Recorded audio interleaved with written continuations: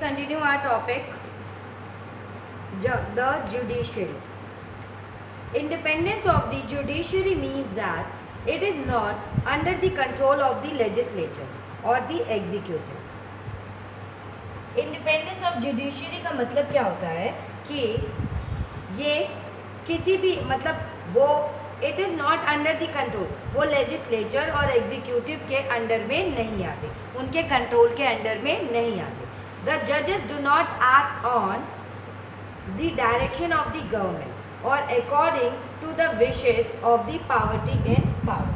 And जो जजेस होते हैं वो do not act on the direction, जो जजेस है वो जो गवर्नमेंट डायरेक्शन देती है उसके अकॉर्डिंग एक्ट नहीं करते और according to the wishes of the party in power, और जो पार्टी रूलिंग पार्टी है उसके अकॉर्डिंग भी वो वर्क नहीं करते हैं.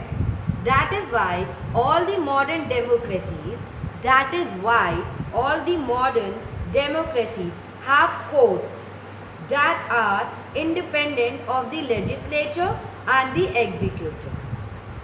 इसीलिए जो मॉडर्न डेमोक्रेसीज में कोर्ट्स हैं और वो इंडिपेंडेंट है लेजिस्लेचर से और एग्जीक्यूटिव से.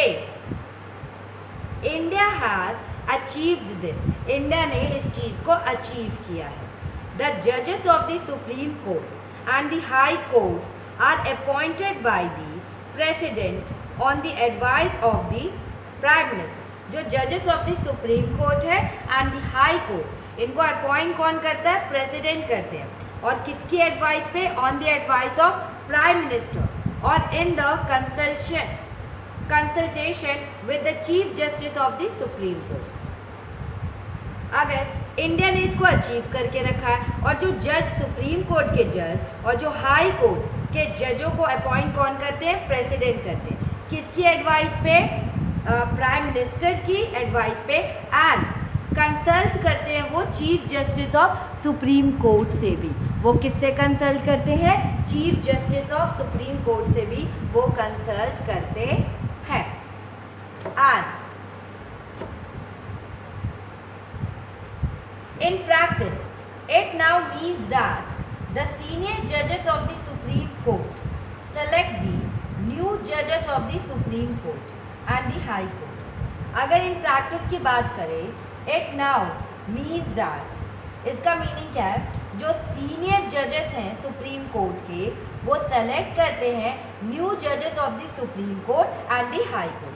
जो सीनियर जज है वो न्यू जजेस ऑफ सुप्रीम कोर्ट को सेलेक्ट करते हैं एंड हाई कोर्ट्स को.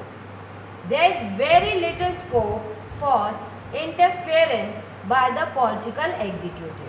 यहाँ पे बहुत लिटिल स्कोप होता है कि जो पॉलिटिकल एग्जीक्यूटिव है वो इस चीज़ में इंटरफेयर करें.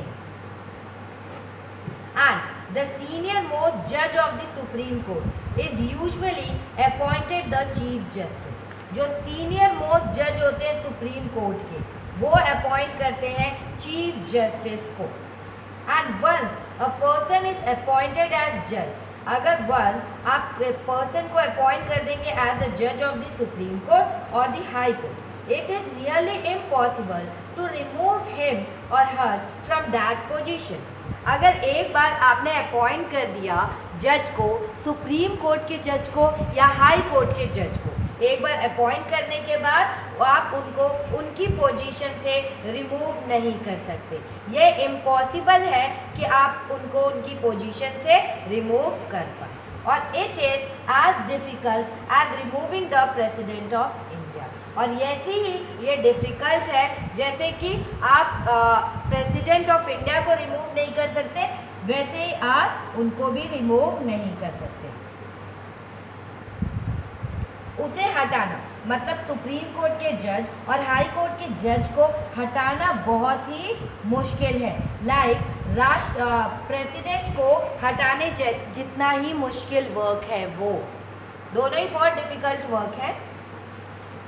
अ जज can be removed only by an impeachment motion passed separately by 2/3 members of the 2 houses of the parliament.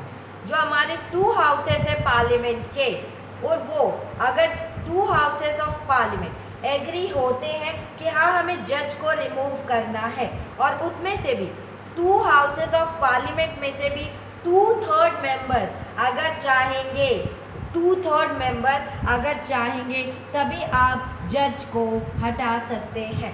हमारे जो दोनों हाउसेस के पार्लियामेंट मेंबर्स ऑफ पार्लियामेंट या मेंबर्स ऑफ लेजिस्लेटिव असेंबली में अगर दोनों 2/3 लोग इस चीज़ को पास कर देते हैं कि हाँ हमें इस जज से प्रॉब्लम है या जज ने ये किया, तब जाके 2/3 लोग अगर पास करते हैं तब आप उस जज को रिमूव कर सकते हैं।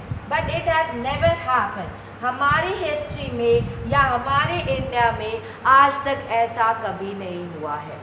हमारी हिस्ट्री और हमारे इंडिया में आज तक ऐसा कभी भी नहीं हुआ है।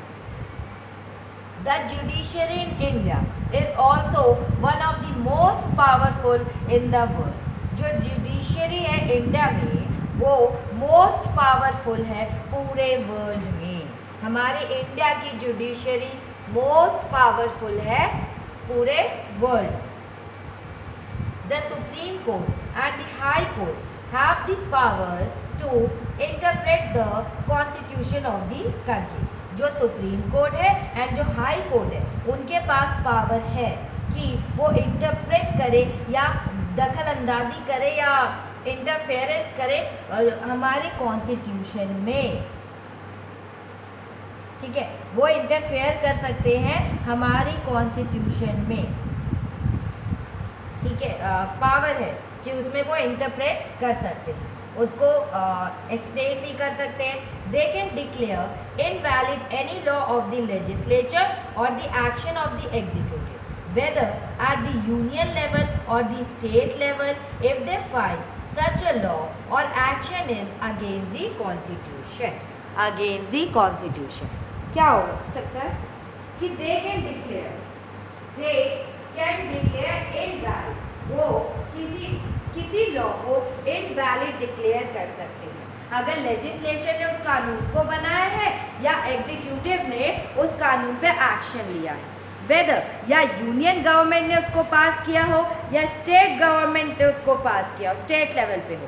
अगर वो लॉ और एक्शन, अगर हमारे वो लॉ और एक्शन कॉन्स्टिट्यूशन के अगेंस्ट है, अगर वो लॉ और एक्शन हमारे कॉन्स्टिट्यूशन के अगेंस्ट है तो हम उस लॉ को इनवैलिड बोल सकते हैं। उस लॉ को हमारा जो जुडिशरी है वो कह सकता है कि ये लॉ इनवैलिड है। And thus they can determine the constitutional validity of any legislature or legislation or action of the executive in the country। and ये define करते हैं, they can define easily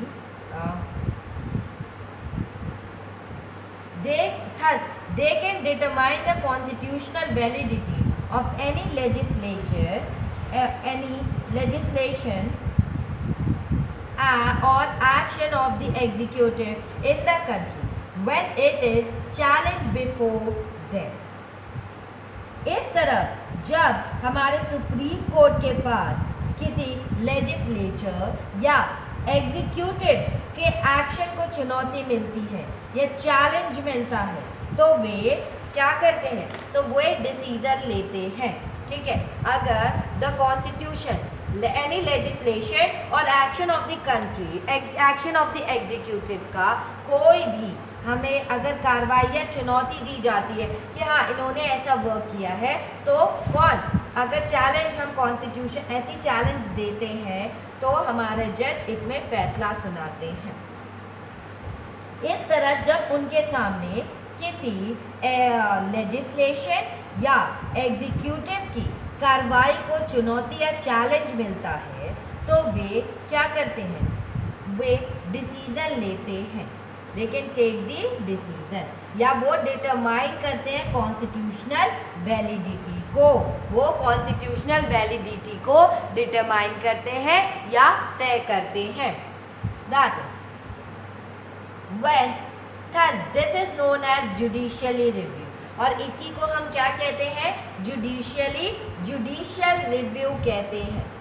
the supreme court of India has also ruled that the 1 crore of basic principles of the constitution cannot be changed by the parliament। जो हमारी supreme court है, जो supreme court of India है, उन्होंने rule बनाया, rule किया that जो the core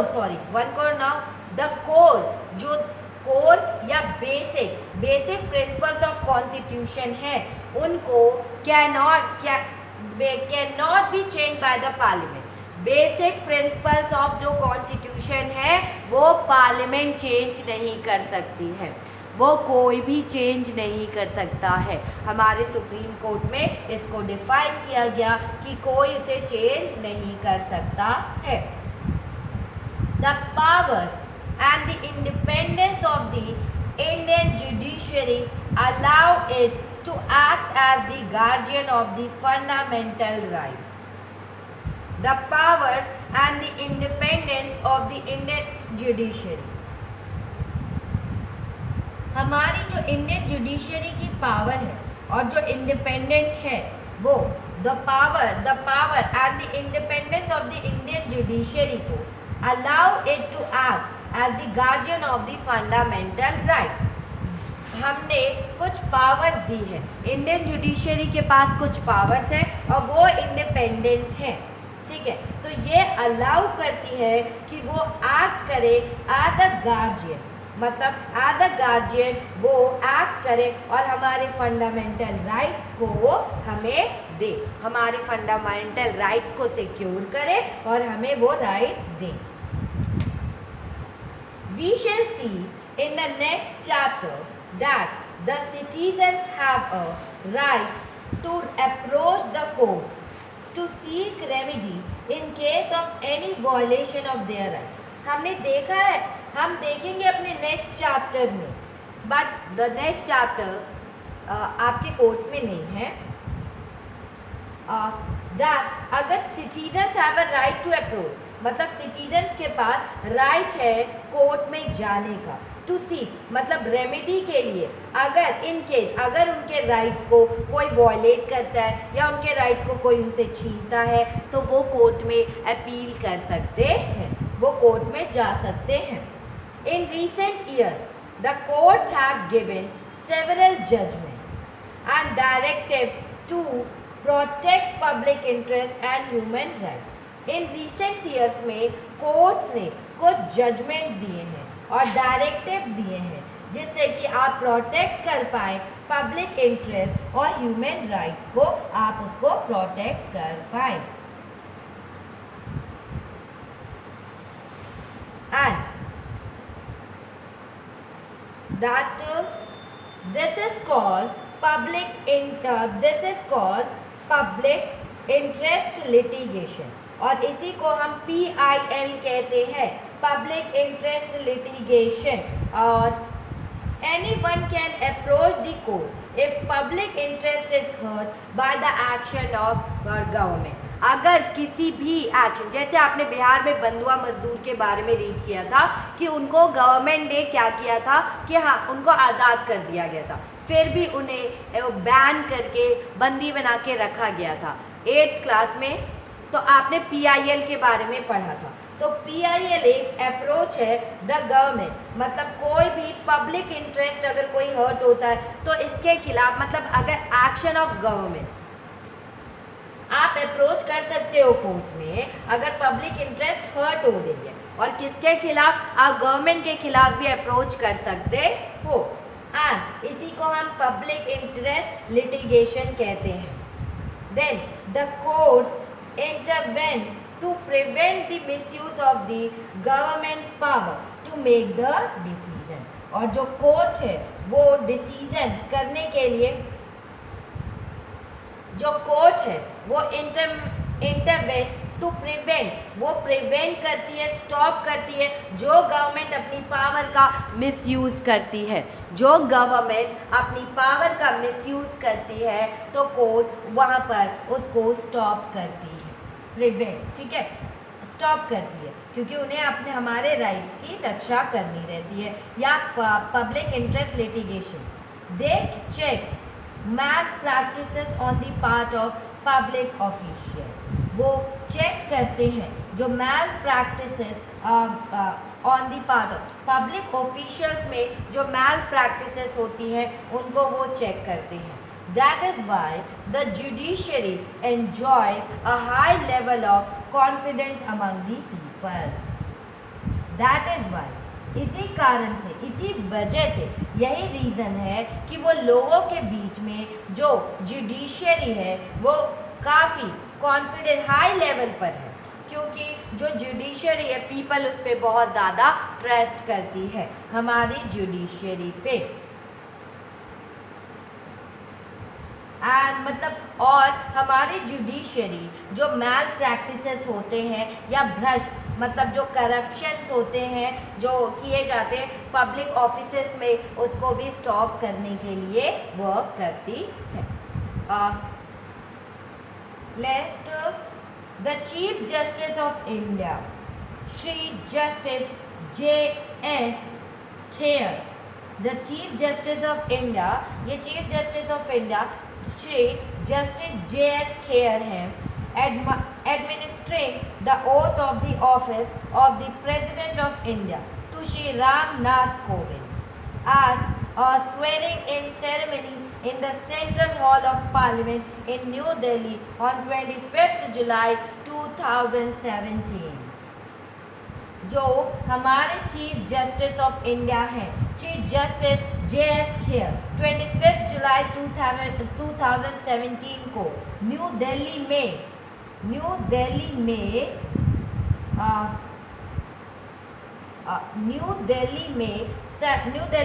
central hall of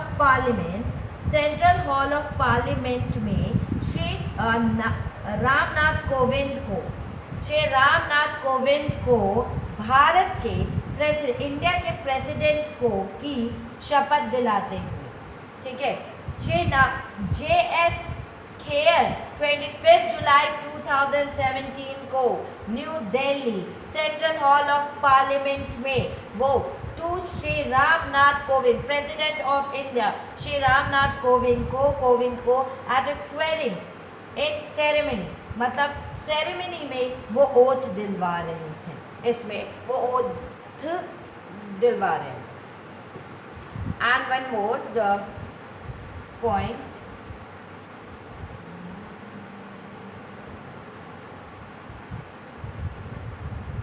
it is quite common, it is page 769, it is quite common in the US for judges to be nominated on the basis of well-known political opinion and affiliation।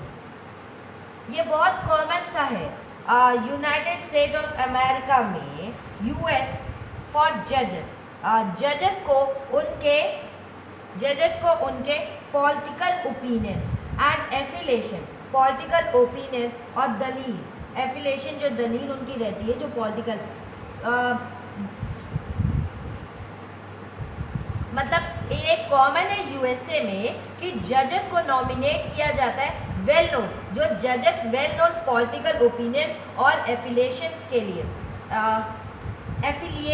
के लिए जो जाने जाते हैं उनको हम लोग जजेस नियुक्त कर देते हैं, या आप कह सकते हो हिंदी में राजनीतिक विचार, पॉलिटिकल विचार और दलीय जुड़ाव के पे उन्हें नियुक्त कर दिया जाता है या एफिलिएशन नॉमिनेट किया जाता है। This fictitious advertisement appeared in the US in 2005 when President Bush was considering various candidates for nomination to the US Supreme Court. What US Supreme Court? ये एक fictitious advertisement है, काल्पनिक एडवर्टीजमेंट है, imagination है। That is 2005 में एक cartoon के रूप में ये छापा गया था। दैट उस समय जो हमारे प्रेसिडेंट थे बुश, अमेरिका जो हमारे प्रेसिडेंट थे बुश, उन्होंने क्या किया था, अमेरिकी सुप्रीम कोर्ट में that it is a fictitious advertisement है जो अपीयर्ड हुआ था यूएस इन 2005 में। जब वहाँ पे के प्रेसिडेंट कौन थे, बुश थे, वो कंसीडर कर रहे थे वेरियस कैंडिडेट्स को, मतलब जो नॉमिनेशंस ऑफ यूएसए में सुप्रीम कोर्ट के लिए जो वेरियस कैंडिडेट्स आए थे उनको कंसिडरेट कर रहे थे। What does this cartoon say about the independence of the judiciary?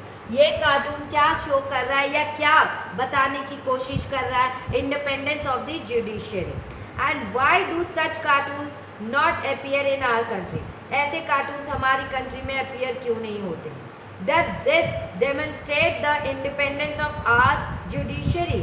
क्या ये डेमोन्स्ट्रेट करता है हमारी जुडिशरी को?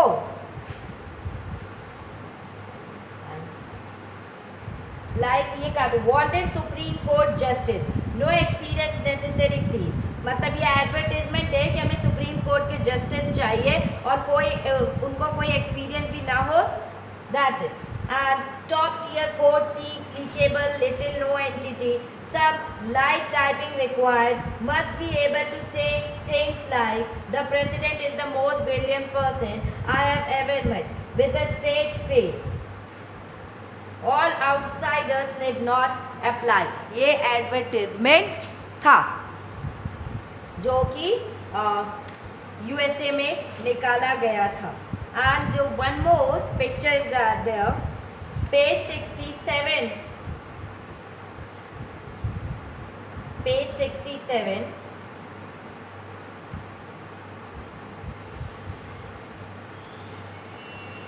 and in this the President Shri Ram Nath Kovind administering the oath of office of the Prime Minister to Shri Narendra Modi at a swearing in ceremony at Rashtrapati Bhavan on 30 May 2019। हमारे जो president है, president of India, जो हमारे president थे 2014 में Pranab Mukherjee, but in latest book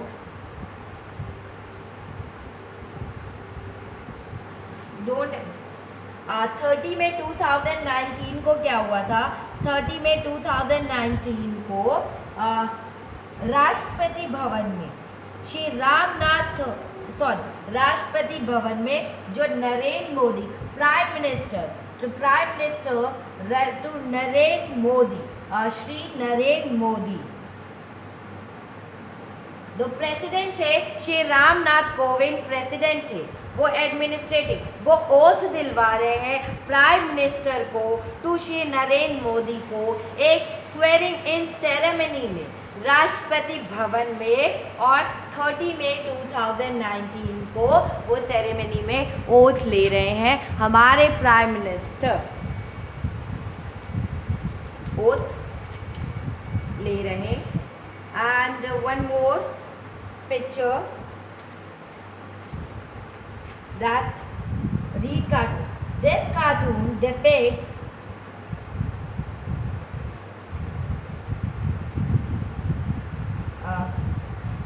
cartoon depicts cabinet meeting chaired by Prime Minister of India। ये जो cartoon है ये क्या बता रहा है, जो कैबिनेट मीटिंग है, this cartoon depicts a cabinet meeting chaired by Prime Minister Indira Gandhi in early 1970 at the peak of her popularity। मतलब उनकी इतनी पॉपुलैरिटी थी कि ये बता रहा है कि वो चेयर थी, मतलब कैबिनेट की मीटिंग ले रही थी as a prime minister Indira Gandhi 1970s में। कब ले रही थी? 1970s में। And after that one more, ये 66 पे था एक cartoon, and the race to become, इसमें क्वेश्चन है, do you think similar cartoons could be drawn about other prime minister who followed her?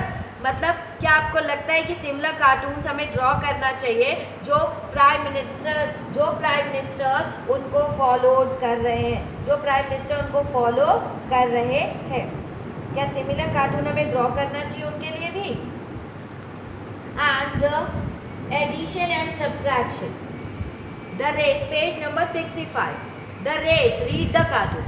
The race to become minister is not new.